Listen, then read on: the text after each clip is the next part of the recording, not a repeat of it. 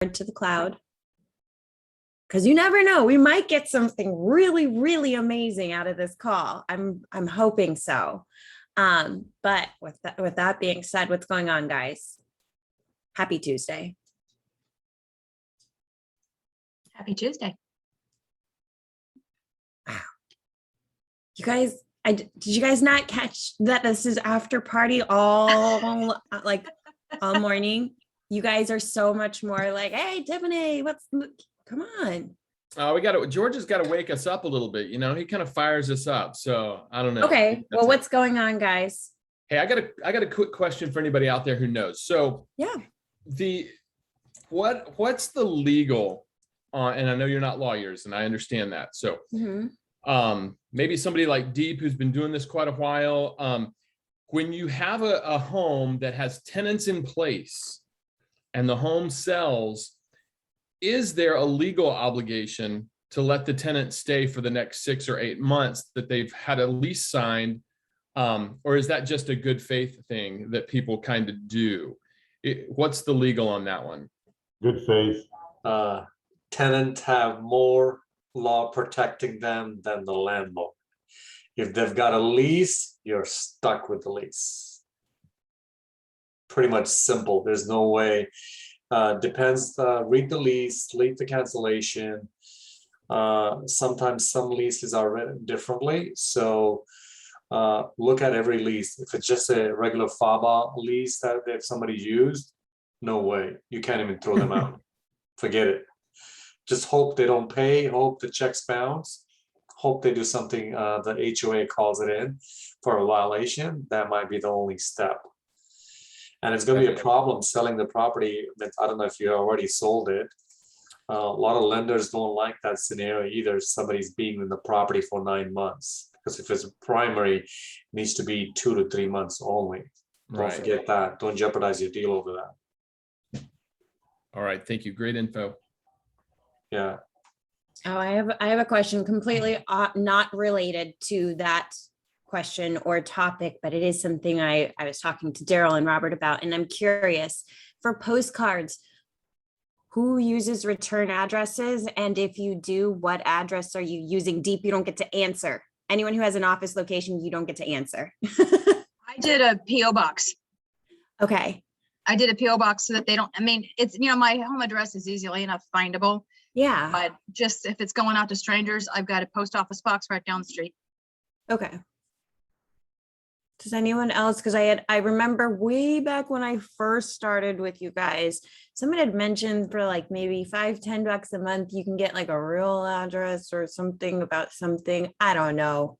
That wasn't a PO box, but I can't recall. And that was literally almost a year ago. Hey, well, Where's your license on? You can get that address from a UPS store. Okay. They do that. The UPS store does that. They give you a real address. Yeah. Okay. Thank you. So I'm going to write these down. A PO box. Is your branch manager or branch location for EXP nearby you? It's ish. It's about 30 minutes away. So yeah. That's it. Put that address on there. The mail will go, they'll see it's from you and they'll put it in a pile. Do I have to go get it? You don't have to. Oh, okay. I was like, what? I never go into the branch It's different office. that you want to see those, right? Who's coming back? You don't want to keep on. That's what sending Robert people. said. He's like, don't you want to see your bounce rate? And I said, wait, there's a bounce rate for postcards? He said, It's yes. very minimum. You deduct. It depends what kind of marketing you're doing. If you're doing door direct from USPS, EDDM. I wanted to amplified mail is what George suggested. Okay, amplified mail is different. Then you do want to make, if you have 20 of them coming back, so 20 times 70 cents adds up every month, right? Yeah. On that other subject, what I do know in Florida, the landlord-tenant laws, 60 days notice is required. So the owner now could give them 60 days notice saying we're selling the property, and we have to make it ready for the new owners. So we're canceling the lease. You have to give them 60 days notice if they're a year-round tenant. If it's a month-to-month, you have to give them 30 days notice. So either the current owner can do it and if chose not to, and it rolls over into the sale, as soon as the other owner, the new owner takes over the deed, they can, again, put a 60 days notice in, you gotta go. We're not continuing the lease. We need the property to reside in. That's simple. It's Okay. legal. That's what the landlord tenant laws say. You know, Deep is right. They have a lot of laws protecting them. So you can't just say get out, but you do have to give them, if it's a long-term tenant, 60 days notice. Check the lease. Please check the lease. There are a lot of geniuses out there, a lot of property management create their own leases through their attorneys. Yeah, this is the landlord tenant laws for the state. So leases don't preclude. And if they do, then they're unconscionable lease. You can't have a lease that violates any of the landlord tenant laws. So you can't write in there saying, well, they can't get evicted or they can't be asked to leave, even if the property is sold, because that'll never hold up in court. Guys, just remember one thing. Forget about the hold up, what holds up in court or not. Okay, this process in today's day and age with COVID, how the system is shut down pretty much. The attorneys and the law and the judges, we're gonna put these things aside. You're gonna spend you're talking about 2 to 4 months going and arguing with this, getting your attorney involved, aggravating your new buyer, aggravating your seller, aggravating your tenant. It's only gonna make it worse. Have a great, happy conversation with the tenant. This is the intentions of doing. We want you to know beforehand, do you want to stay or not? These are your clauses before you list the property, so you know what you're getting into. I do this all the time. I have a lot of condo projects that I sell. They are rented. I go sit with them, tell them it's protected. People are buying for investment reasons. Your lease is going to be validated. Lease gets transferred at closing. Make sure your closing agent does some kind of assignable lease, a one-page document to protect your initial buyer. Last thing you need is a buyer coming after you and aggravating you for something that you had zero control over. Cover your tracks. Forget the law. Law is there to protect us, but at the same time, law is there only for attorneys to get involved and make more money from it. Longer you drag that out, in today's days, this eviction will take 5 to 6 months. I'm doing it as we speak. So if somebody has not done one recently, I'm telling you what's going on in front of me at this present time.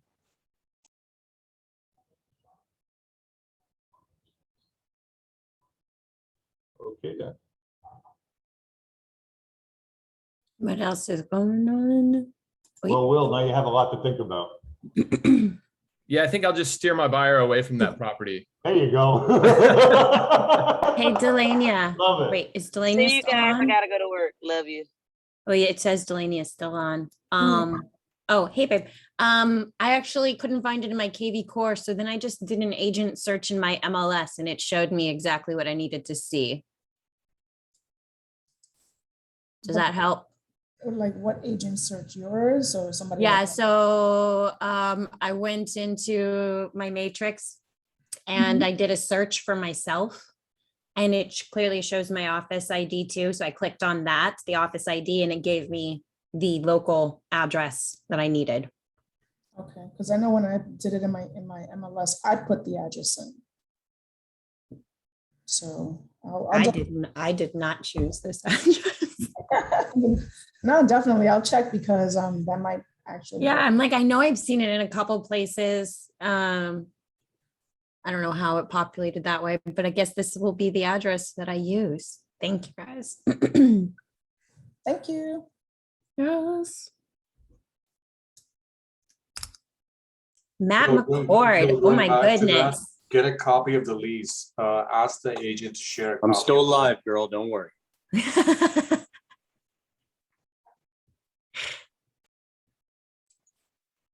Just want to throw a topic out.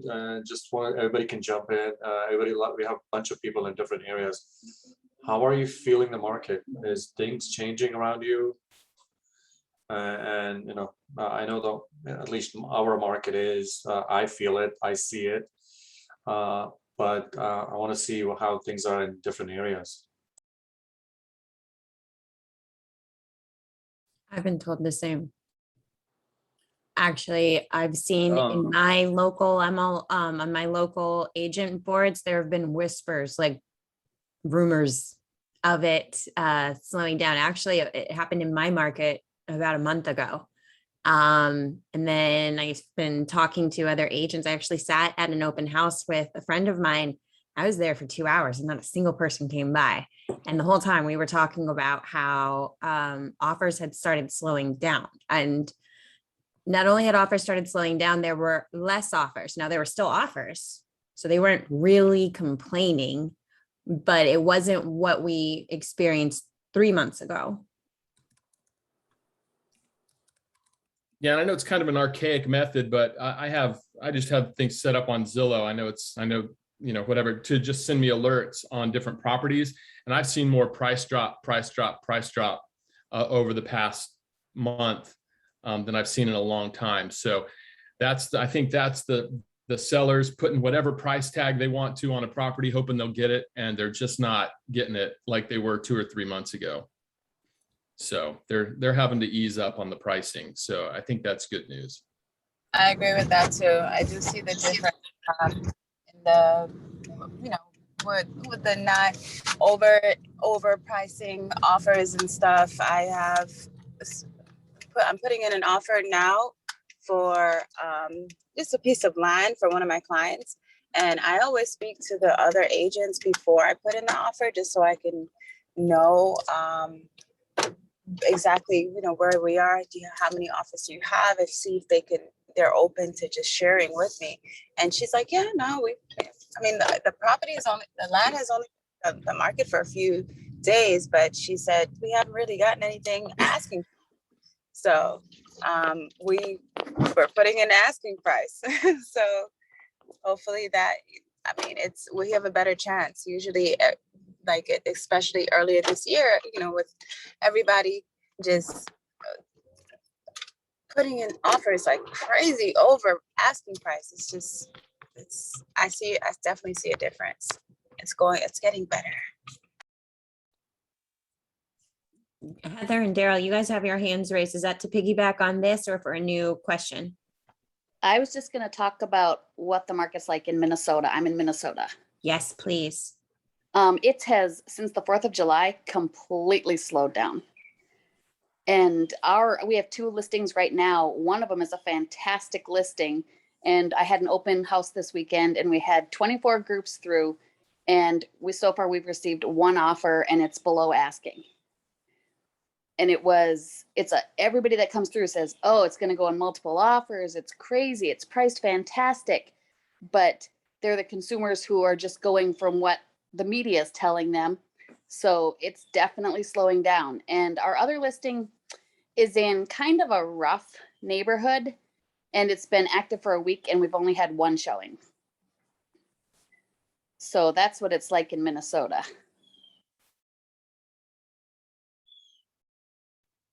Hey, Tiff. Oh, Daryl, Jessica, and then we'll go with Matt. Because I kind of wanted what Will was saying and Deep was talking about. I had a house, we're going to be closing this week, but it was about 500,000. Probably the nicest house in the neighborhood inside. Well, we had 1 offer on it. Like I said, a lot of people come through, but I wanted to go back to the higher pricing. I'm dealing with a seller now who has an idea that their house is worth considerably more than what the comps are showing. So I'm kind of just like, all right, we'll do an open house. Let's have fun with it.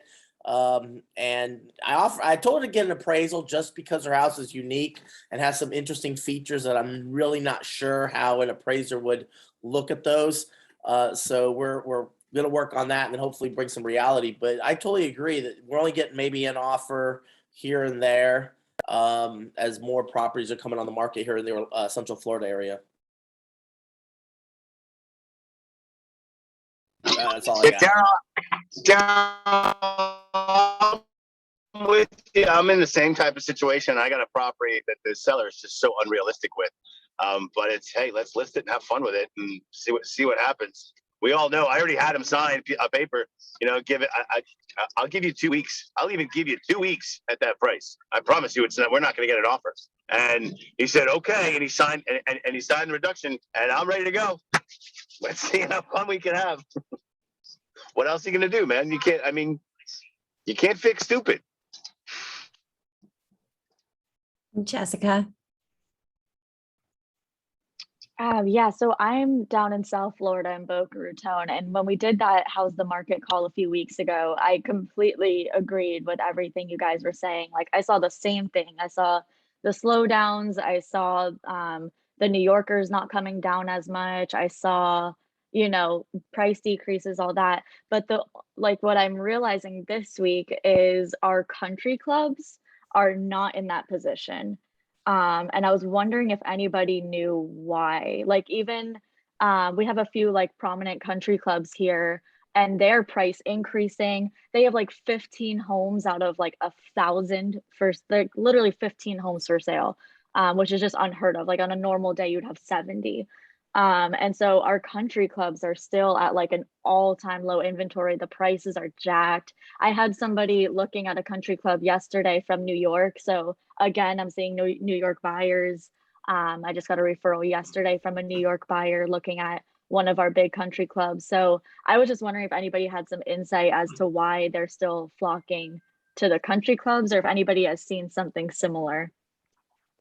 Hey, Jessica, look and see if the country clubs are offering like amenity bonuses right now. Like a lot of times what they'll do to push those houses is the builders will offer like a membership for a year, or they'll remove the initiation fee, or they'll let them roll the initiation fee into their loan. Like there's various reasons to entice people into those. Yeah, I personally haven't seen that yet, but I'll definitely look into it, because I mean, they're like begging for inventory in country clubs, and it just doesn't match what I'm seeing across the board here in Boca. I'm in Tennessee. I'm not in Florida, but here we're not seeing too much of a slowdown, but we're in a big housing shortage. We have more land than anything, but what we're still seeing here is investors flocking to the area and buying up everything and anything they can, whether it's completed and needing work or not. They're taking Deborah, you're in the hot spot right now. That's where everybody wants to be, is right in the Smokies, and that's the new it place to be. So I wouldn't be surprised if you sold more land than houses. Oh yeah, so far I've got more land contracts than anything. What city are you in? I'm in the Great Smoky Mountains, so I'm in Sevierville, but I focus on Sevierville, Pigeon Forge, Gatlinburg. If you guys have anyone you're needing to refer to this area, I'd be glad to help you. I have helped Derek as well, or Daryl as well. We had a great person I showed around. It's Sevierville. Nice plug, Deborah. Sevierville. How y'all say it? Sevierville? Sevierville. Like a severe storm. Sevierville. Right. Not spelled that way, but okay. Matt. Hey, watch this. I saw you on mute. Hey, so we talked about this, what was it, 2 or 3 weeks ago, about the market shifting. So this is where it's really going to become important, guys. And we've talked about this throughout the whole spring and summer when it was nuts and agents were selling houses and buying houses pretty effortlessly. The nice thing is we're going to start to see more quality agents, and we're going to start doing business with them again instead of having to do their contracts and fix them for them. But at the same time, guys and girls, we're really going to have to be good at our jobs again, because the pre-listing and the negotiation aspects are going to get difficult again. And so I think it was Jonathan, you said it perfect, man. Like, people aren't realizing the value of their home right now. They still, and I had a conversation with a listing customer the other day, is that they missed the rush. Bottom line, they missed the rush. It's now fall time when real estate naturally slows down. But they also missed that everybody had FOMO in the spring and summer, right? We were finally out of COVID. Everybody wanted to move to vacation homes or finally sell their houses or whatever it was. And so people were overpaying 60, 70, 80,000, sometimes more for a house. It's not like that anymore. You know what I mean? Like, people are listing it at that, but they're not getting it. very rarely. I just got a couple of, excuse me, a purchase with 30,000 in equity last week.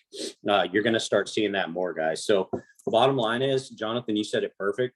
Have that conversation with them. If they're just, dead struck on this is what my house is worth, do that reduction clause with them. Like say, okay, that's fine. We'll leave it on the market for this amount of time. But if we don't have an offer by then, we're reducing by 10, 20,000, whatever you see the comp as. Okay. And my coffee cup, bottom line, no one cares, work harder. So that's what's going to happen. I want one of those. I have an acronym. I have an acronym I use all the time. It's NMFP.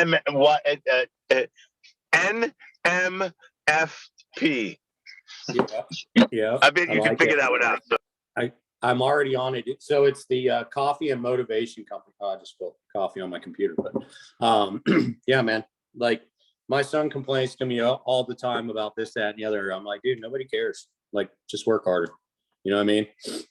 And ultimately, guys, like that's what's gonna have everybody stand out. There's still tons of buyers. I got 7 leads this weekend. Okay, there's still a ton of buyers. There's still little inventory, but you're gonna have to work harder for it now than you did in the summer. So.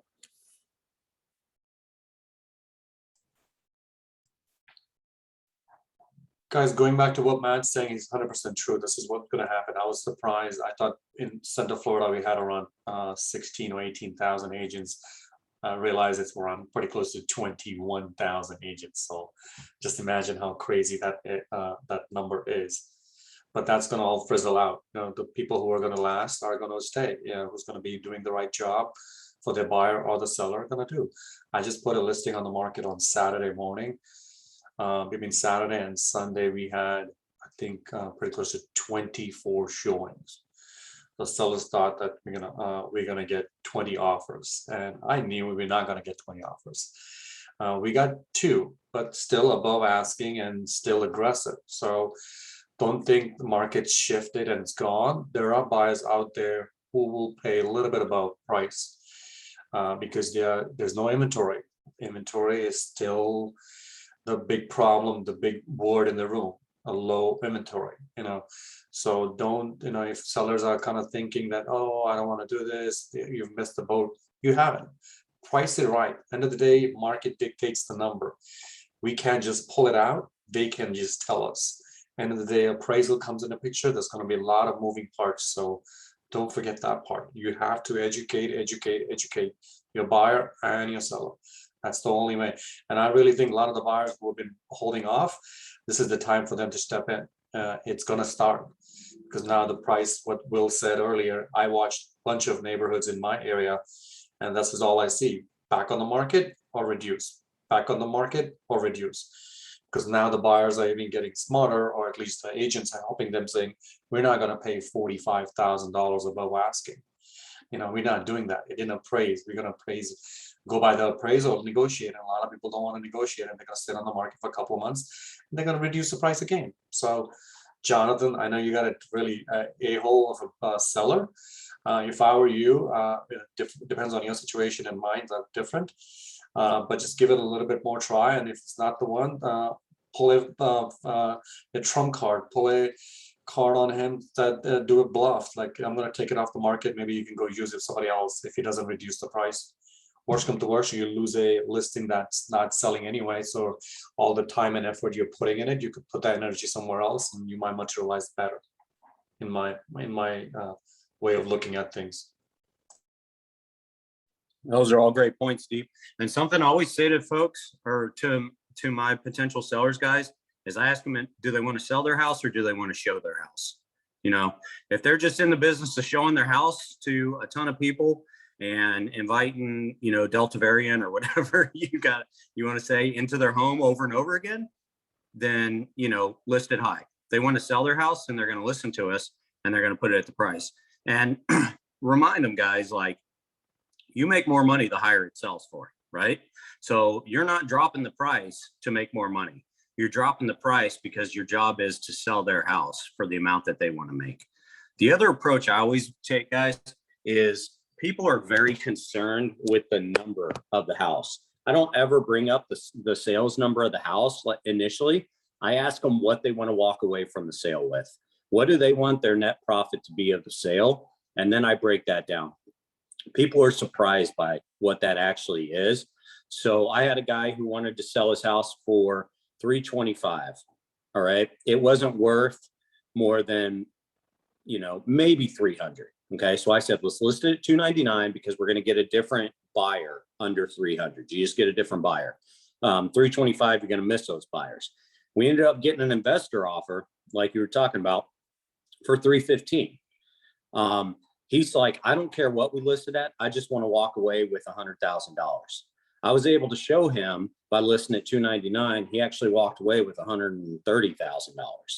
You know what I mean? And so they don't know the numbers in their head, guys. Get their payoff amount, go to whoever your lender or your title is. They all have closing calculators on their websites now, and it's very accurate. You just have to plug in the taxes, the price, the commissions. They plug in their fees because it feeds from their business. You can come in very educated on the listing, show the seller what they're going to make, and throw in the little disclaimer, hey, this may be off by a couple $1,000s depending upon closing date, so on and so forth. But in the big scheme of things, you're going to show them, hey, if you want to walk away with $100,000, here's what we need to sell this house at. Here's what I recommend listing at. And then you put profit in their mind instead of sales price in their mind.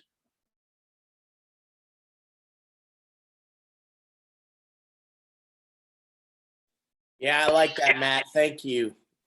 Yeah, I like how we framed that. That's a great frame for our sellers. Thank you. Yeah, Matt, thank you very much. I mean, I'm with you, and I totally agree. And just like everybody else was saying, yeah, the market's shifting. We really owe it to our sellers and our potential listings to show everyone that it is.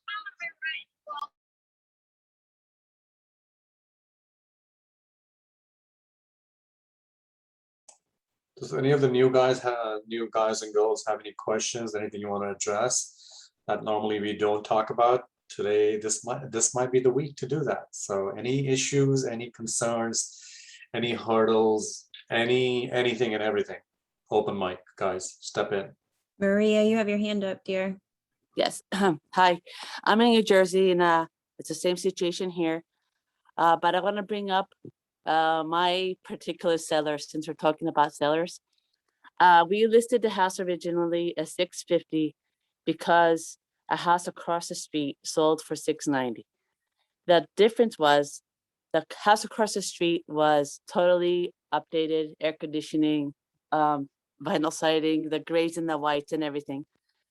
But the house that the sellers are selling, it's more traditional with the dark oak, dark wood, hardwood floors, and it needs some work in the garage. It's not even.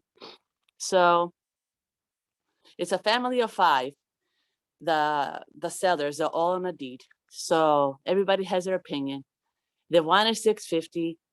One of the 2 of the 5 family members, they said, oh, we could do $599 and get a bidding war, but the $650 won. So we listed at $650. Since May, we got an offer for $625, which they accepted.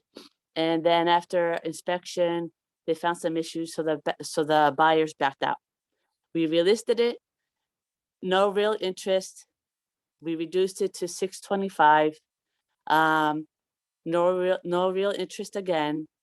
We reduced it to $599, and we got an offer for $550. They came back and said $595, and those buyers left. And now I'm in a situation where another buyer came in yesterday with an offer of $590, and my sellers want to counter offered for $610.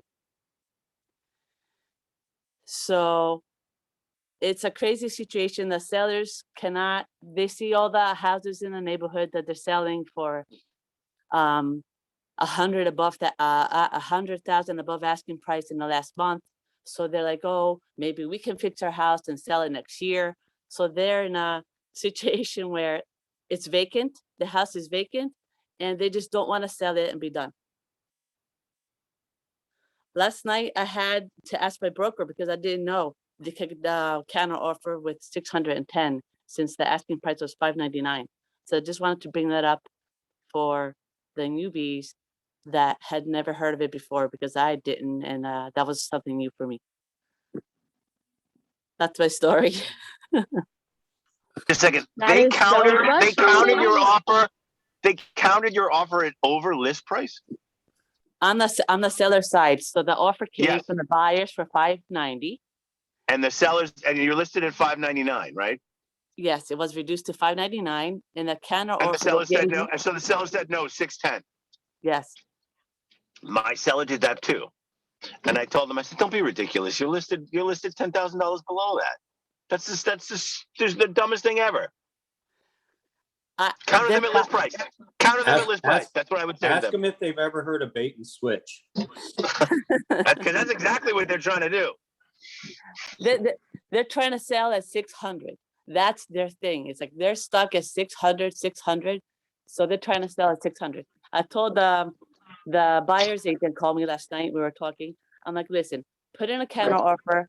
I'll pray to God tonight, and tomorrow I'll talk to these buyers. The sellers. I'll talk to all of them individually and try to say, okay, do you really want to sell it today, or just be done and take it off the market and do whatever you want to fix the house and sell it with somebody else next year? Hey, Maria. I would use Matt's term because it's clear and precise. And I would say to them, do you want to sell this house or do you just want to keep showing it? So Maria, we're talking about. Sorry, Jonathan, go ahead. Go ahead, Matt. Hey, have you had that conversation like I just talked about of how much they actually want to walk away from the house with? No, because they just want to. It's So paid off house. here's what you have to do. You're dealing with a prideful seller, right? They're focused on their pride and what they. Come here. Sorry. They want to make as much as possible. Yeah, but here's the deal. They're making a lot less right now by their house sitting on the market, right? So they're making nothing right now. So, and really they're making negative because is it paid off? It's paid off, but they still have property taxes, and the expenses is Okay. $1,500 a month. So show them their property taxes, show them their utilities, show them how they're going to need to do maintenance, because the house is, getting older by the day. But also have that talk with them. Like, guys, we need to have a serious conversation here, because tell them you're in the business of selling houses. You're not in the business of putting your money in the yard. You appreciate the marketing, but you're in the business of selling houses.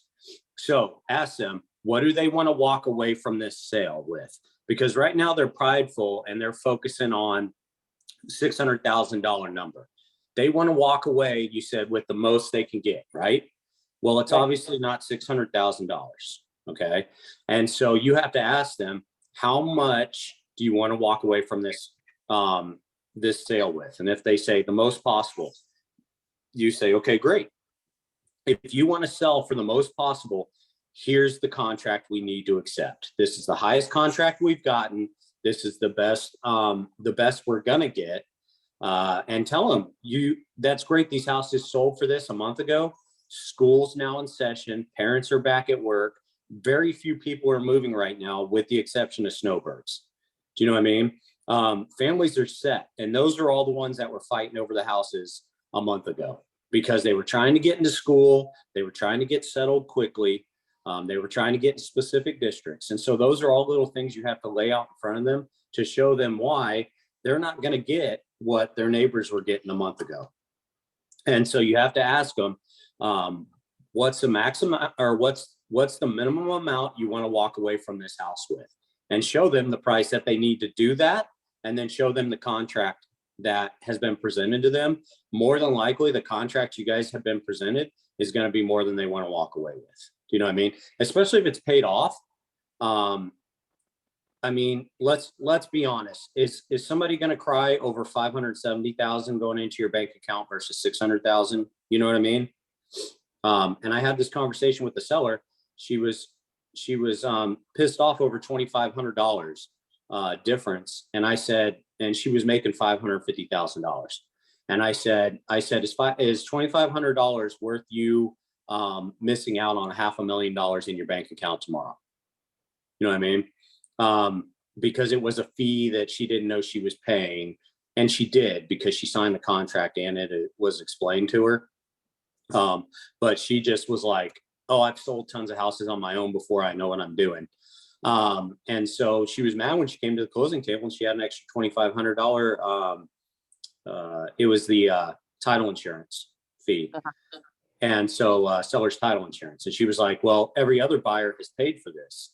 And I said, well, it's not something we negotiate in a contract. And I brought it up to you. Okay. So make them realize that. Like, what's more important, guys? This home's sitting on the market for another 8 months, or having $575,000 in your bank account in 30 days or 2 weeks or whatever the terms of the contract are. Does that make sense? Yes, thank you so much. Like, unfortunately, you have to be tough with these people. And a lot of them want you to be that, you know, respectfully. You're not like, I think some of you guys saw my Facebook post the other day. I know Tiffany UI did that, said it was like a text message between a boss and an employee. And it said, hey, did you call a customer an idiot today? And I said, no, I asked them if they were an idiot. Yeah. You know what I mean? You can respectfully show these people that you're in charge and you're the expert, and some of them need it and want it. Do you know what I mean? Because that's why they hired you for this process. Otherwise they would have done for sale by owner. But write it all out, research it out, know some numbers when you go into it. Okay. And be able to show them, you know, whatever what's the contract you have right now? Did you say 575? 590. Oh, geez. I mean, that's $20,000. You know what I mean? So tell them, like, guys, do you want to have $590,000 in your bank account in 30 days? Because I sure would. Or would you rather wait 9 months to maybe make $20,000 more? Say 10 months, okay? Because more than likely the property taxes are going to equal up to $20,000 in 10 months. And utilities and maintenance and everything else on the house. So say, hey, if we wait 10 months, guys, you're going to walk away with the exact same amount of money by getting 610 than you would just taking 590 now. Right. You know what I mean? Yeah. And the idea of adding, you know, rehabbing the house and waiting a year, you don't know what interest rates are going to do in the next year. I mean, it may disqualify a whole segment of buyers then. So you need to kind of dispel that idea too pretty quick. Yeah. And what's the point of putting $10,000 or $15,000 in the house to make 20,000 more? You're only walking away with a $5,000 net profit and whatever your time is worth. So their time is worth, sorry. So I'd really lay it out for them and be like, guys, do you want to walk away in 90 days or 30 days with $590,000, or do you want to wait 10 months and potentially walk away with even less? That's exactly like verbatim how I would lay it out to them. Yeah, that nailed it. What you guys just put together was literally perfect. Plus, like, you know what they're saying, there's no guarantee that the market will be as good as it is a year from now. There's no way for them to prove that.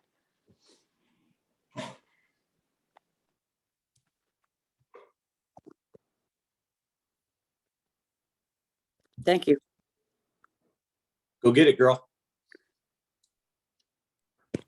Who else has questions or situation scenarios that they Matt, would like guidance on? Oh, sorry, No, it's Tiffany. fine. I'm doing a takeaway on Matt's share right now. I really like, Matt, how you frame the conversation, and I think as we, you know, one of the skills besides knowing the market is having people skills, and I use that loosely because we all engage individuals in our own manner. But I think one skill that I found very helpful is learning how to frame things, and then taking that real estate, you know, being only a year in my real estate career, I know I'm fighting to be here for the next 5 to 6 years, so I got to really up my game to keep up with a lot of you here. But I think one thing that I can do is to learn enough lingo, learn enough, you know, these tips and tricks on how to, and I say tricks, but like how to reframe conversations to put me back in control, to let them know I'm the expert, to let them know what I'm doing. So I think framing is such a valuable tool, and I appreciate you, Matt, sharing some of those reframes with on how to deal with these sellers, you know, and setting those expectations realistically. So thank you, and that's my takeaway. Yeah, for sure, bro. And remember, man, you're not competing with us. We're all on the same team. You know what I mean? The biggest mistake I made, I'm going into year 4. Yeah, technically year 3. The biggest mistake I made my first year is I worked in a very posh area, Ponte Vedra, North Florida. It's like West Palm. I tried to compete and be the same as everyone else around me. And I was with Keller Williams, and it's very niche in that area, especially with Keller Williams. It was like the same 3 people crushing it every single month. And that was discouraging to me. Don't ever feel like you're competing. There's more than enough customers and houses out there. You're learning, right? I learned from agents I do a deal with, good and bad, and then I readjust based off there. I have a little bit of advantage because I was in the military for 20 years, so I have a lot of management and leadership background. But the 2 biggest things that helped me is read the book, How to Win Friends and Influence People, Dale Carnegie. Phenomenal book. It's super short, guys, but it teaches you exactly how to win these conversations. Ultimately, people love to talk about themselves, right? Make them do that. They're going to tell you exactly what they want out of the house. They're going to tell you exactly what they're looking for. When you talk to an agent about a house, when you go in with a buyer, let the agent talk. They're going to tell you way more than they should on the house. I'm working a deal right now. I had an agent tell me exactly what the sellers wanted to walk away with and the minimum amount they would take without asking a single question. You know what I mean? I just called the agent and started talking about the house and let her just flow. And then watch Ricky Caruth's videos, guys. He's an EXP agent on Instagram. I watch his stuff every single day. The dude's phenomenal. He has a very blunt approach, which I love because I'm the same way. And especially depending upon, Tiffany knows this, how much I've had to drink, I get a little bit more blunt. He's a good old Southern boy, you know, and he has phenomenal approaches to things. And the most important thing I've seen from him and that he does is so many people try and quote unquote script. He says, talk to your customer like you would talk to a family member. You would talk to your mom. You would talk to your sister or brother. I talk to family. I've sold houses to family and a lot of friends. I don't ever approach them from a sales perspective. I approach them from a friend or family perspective. We talk about it. I go in openly. I leave it open conversation so that they can, you know, pique some interest and they can come back to me whenever.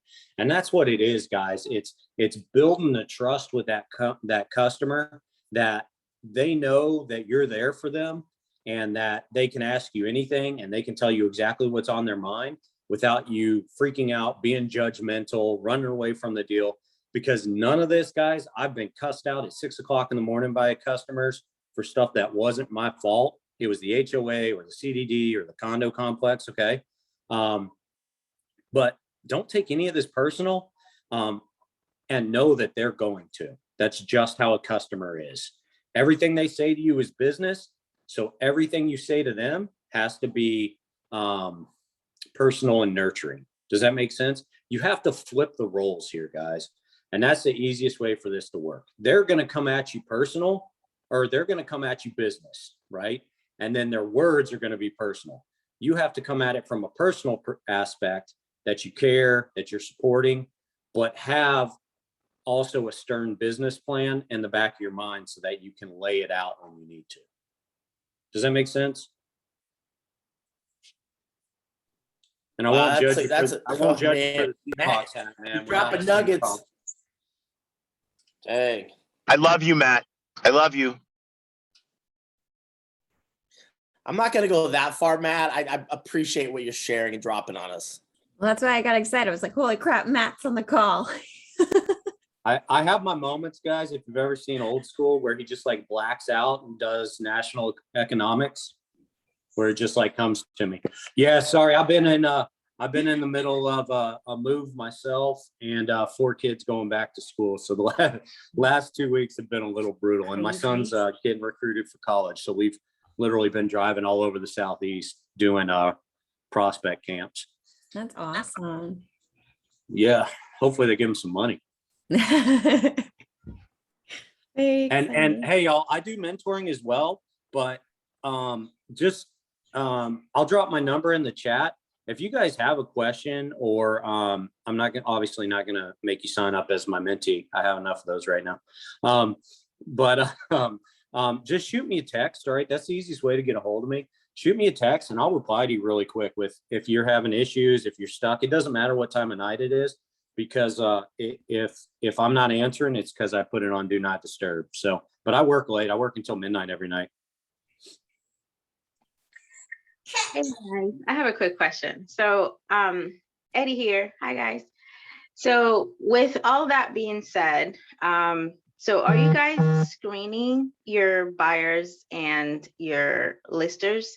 Because I find that with me being new, I feel like I don't have the privilege to kind of like choose who I want to work with. And I feel like everyone and anybody that comes to me and say, hey, I want to buy this house, I feel like I should jump on the opportunity, because you just never know. But then once I'm met with challenges, I'm like, okay, well, should I continue with this buyer? Should I continue with this seller?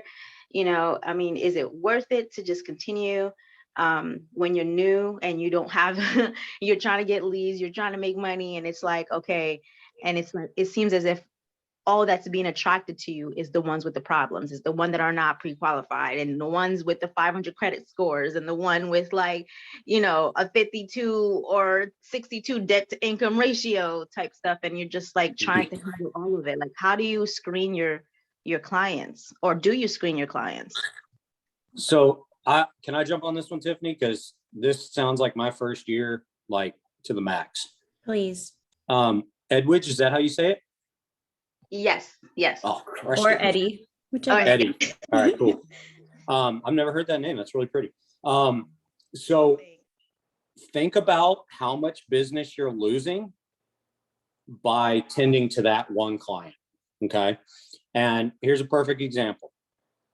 I had my very first customer was this guy who he was this lonely dude. I think he just liked hearing people talk. So that's where my letting people talk got me in trouble. But he had like 10 lots that he owned, right? Like pieces of land all over.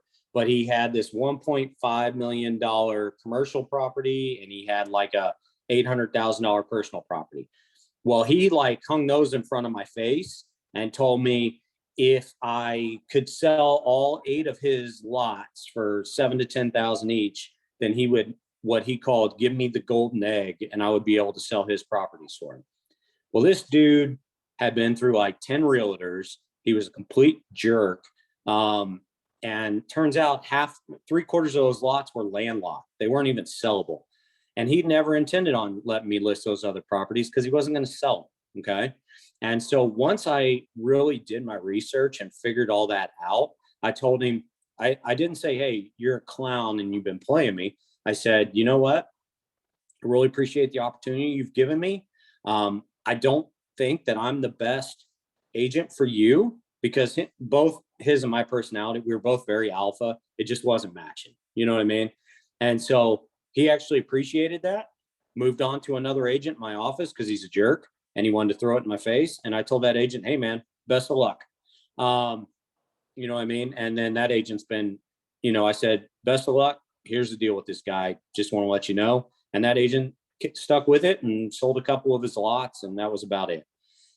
I'm a single dad of 4. Like, I need to make sales every month because I pay a lot in alimony. But I pre-qualify every single buyer, every single seller. And I do it by exactly what you're saying. Have that standard list, know what's required, debt to income, credit score, down payment, 2 years of job history. Okay. Know that stuff. Ask them those questions. And this is what I do from the start. Okay. I'm going to ask them those questions. They're probably going to lie to you, because if you guys haven't heard it yet and you're new, buyers are liars. That's just the thing. They're going to lie to you, but they can't lie to a lender. All right. So talk to them, get their information, pass it along to your preferred lender. Let the lender do the pre-quals for you. or the pre-approval. Let the lender do the first interview for you guys. You build that quick bond and relationship. You show them that you're helping them by getting them over to a lender, and then you communicate with the lender. You follow up weekly or whatever it is with this person, put them on that campaign. Hey, I just want to call, see how things are going with the lender. You can even start a search for them, okay? But I don't start a search until the lender tells me, hey, here's what this person can afford. You know what I mean? And so I'll do that and then just go from there. And that's how I pre-qual my buyers. And then my sellers, I pre-qual my buyers by sending them to the lender. I let the lender do it. All right. I build a quick little rapport with them, and then I send them to the lender. As far as the sellers, it's just talking to them and interviewing them. And pretty much the questions we've been saying today, like, do they want to list their home or do they want to sell their home? You know, you'll know very quickly how serious they are about selling their home just off a 30-minute conversation. But bottom line, I want you to, every single buyer you talk to, because it sounds like that's kind of your focus right now. Every single buyer you talk to, I want you to ask yourself, is this person going to bring me business, or are they going to take 2 to 3 more buyers away from me with the attention and the energy that you're putting into them? Because I'm telling you right now, someone like that is going to drain every ounce of energy out of you to where you don't even want to do this job anymore. You know what I mean? So make sure that it's not a leech that you're taking on as a buyer. Matt, and don't forget, leverage, right? Leverage your time so that you don't waste a lot of your time, Eddie. You want to, I'm 100% in agreement with Matt. I do the same thing with all my buyers. I send them to the lender right away. The lender's going to tell me 2 things: waste of time, or they're pre-approved, right? And if they're not going to work because their credit is bad or they have bad bill payment history, I have a credit guy I send them to. And then I have a whole different conversation with them. You're not ready yet. So, you're not ready to buy a house yet. You still need to improve your credit. You still have some bills to pay. This is what we found. This is what you need to do. And I got to tell you, 90% of the people that you're going to deal with don't know that they have, a late payment on their credit or something wrong with their credit, or don't really know what their number is. Right. Right? They'll tell you, oh, yeah, I've got great credit. And then you run the credit and it's like 520. And it's like, that's not great at all. Right. Or, oh, my credit's excellent. And it's 640. I'm like, okay. But there are loan programs out there for, below 600 credit. It's a higher interest rate, but you still can get a loan. There's government products out there too. The credit repair is an awesome call, because Eddie, what you're doing there is more than likely these people have had 3 or 4 agents just blow them off. They're like, oh, screw this person, I'm not working with them. Yeah. That credit repair is awesome because it shows that you care and you're helping them with it. You know what I mean? Right. I have a lady, she went through a divorce. Her credit's terrible, but she's getting close, and we've been talking for 2 years now. And it's just like a monthly follow-up, like, hey, Aura, how are things going? Are you still focused on getting your bills paid up? Unfortunately, guys, you're not just a realtor in this business. You're a financial psychiatrist. You're a personal counselor. You're a, I don't know. You're a childhood counselor. Yeah. And the long game on that is you're going to be a hero to that person, and they're going to tell everybody about you. That's it right there, Will. And what you did for them. And so, I mean, I did the same thing a couple of months back, helped a lady who, like they were saying, nobody really wanted to help her out. So the VA loan in the hot market, and wanted a little condo. That was it. We stuck with it, put in 2 or 3 offers, didn't get it, and finally closed her. And she's already given me 3 referrals. So, I mean, it's just, you stick with people, they trust you, then they tell everybody about you. And that's the value there. If it's somebody who's just a drain, like Matt said, you don't need that. But if it's somebody you like and want to help and enjoy helping, I think there's some benefit in sticking with it down the road. Right. I mean, this whole thing is all about trust, right? I mean, the reason we put our photo on everything is because we want that recognition. We want that immediate trust. Oh, you're the realtor I see on the thing, or you're the guy. Yeah, you want that because that's the basis of your relationship, because this is their biggest purchase ever. And I think a lot of people forget that, right? That this is a huge deal. Buying a house is a huge deal. We look at it as, oh yeah, it's just buying a house. But for some people, it's their life savings. It's everything they have. It's the most expensive purchase they've ever made in their entire life. That's pretty emotional. So you really need to establish that trust there. It's unbelievably important. Yeah, that is so true, because some people, that's like a family legacy that they're establishing, and they're breaking all these generational curses, you know what I'm saying? So by being the first person in your family to buy a house is a huge deal. So Oh yeah, my I God, totally get it. And thank you so much, man. I truly appreciate that, because I'm really starting to feel drained from some of these people that I talk to, because I'm just like, dude, you're not even like qualified to even buy milk at the store. Why are you even calling me about a $400,000 house, you know? And it's like well, and that might be a person that you don't want to take on. Do you know what I mean? Yeah. But that's where you send them to the lender, and then you make the lender the bad guy, because that's their job, right? Yeah. You just tell them, Yeah. hey, I'm sorry, you're not going to be able to be pre-approved for 2 to 3 years. I would love to follow up with you, see how this is going, follow you on the journey, and help you when you're ready.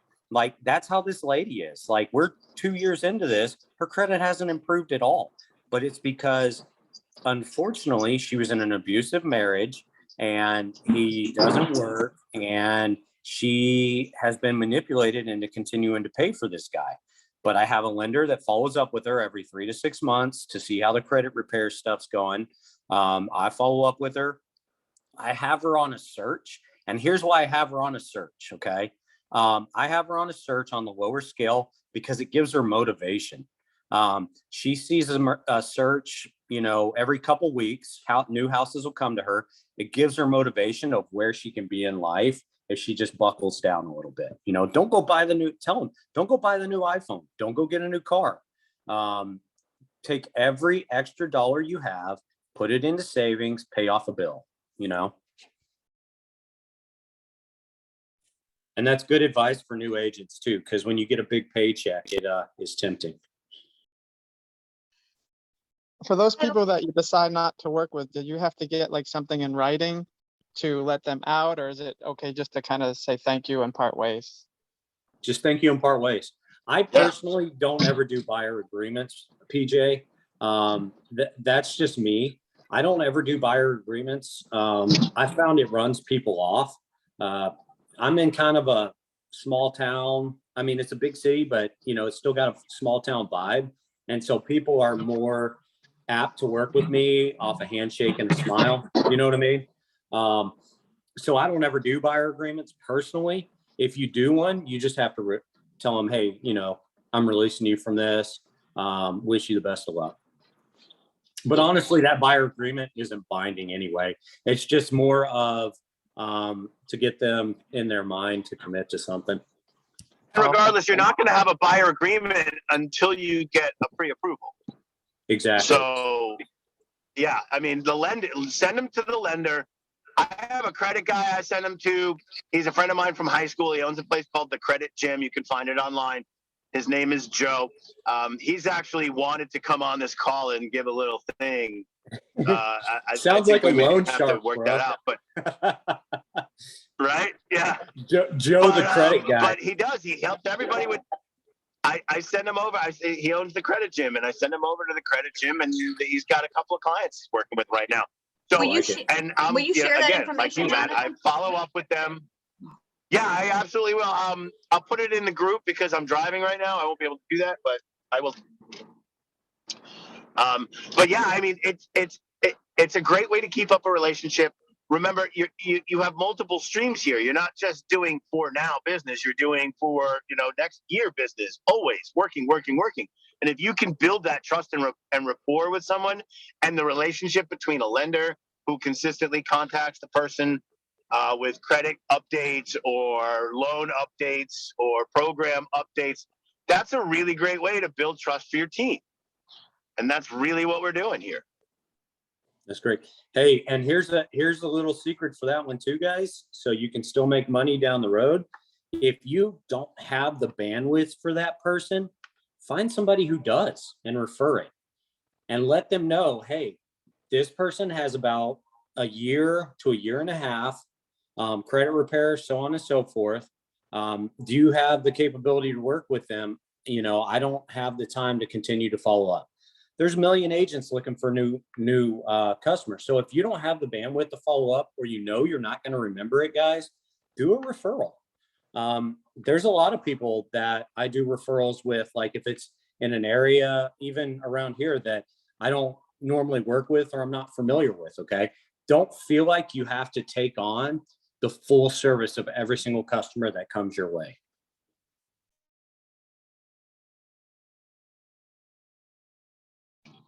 Only work with 5 people. It really does help. Absolutely. 5 people at once, and then just keep filling with people you want to work with, or people you can Hey guys, I work got a with. jam. I got a listing appointment. It was really great to talk and see everybody. Thanks for listening. I dropped my number in the chat, so please, and my email. So please reach out with anything you need. Okay, even if it's to look over an offer. If you don't have, you can't get a hold of a mentor or your sponsor or whatever. Okay. Remember, he said texting is the best way to get a hold of him. Yep. Texting, please. Tiff, love you. Have a cord. Sean. Thank you for your service, sir. Thank you, Matt. Yeah, bro. Talk to you later. Thank you. Bye, guys. Awesome. The after party. The Matt full-on McCord is my after party hero. still- What else?